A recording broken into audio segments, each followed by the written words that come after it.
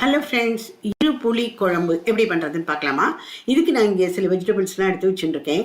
முருங்கைக்காய், பூசணிக்காய், கத்திரிக்காய், சௌச்சௌ, கேரட்டுன்னு.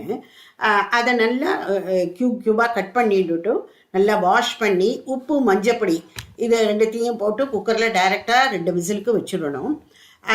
அது ஆறத்துக்குள்ளே நம்ம இங்கே வறுக்கிற சாமான்லாம் என்னென்னு பார்க்கலாம். துவரம்பருப்பு, அரிசி, வெந்தயம், மிளகா வத்தல், ஒரு எலுமிச்சம்பழ சைஸுக்கு புளியும் நனைச்சி வச்சுடணும், ஊற வச்சிடணும்.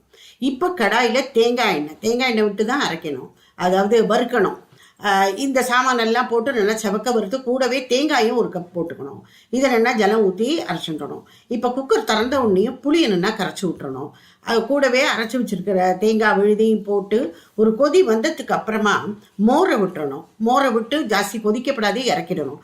இப்போ கார்னிஷ் பண்ணணும். கடுகு, உளுத்தம்பருப்பு, கருவேப்பிலை, பெருங்காயம், தேங்காய் எல்லாத்தையும் போட்டு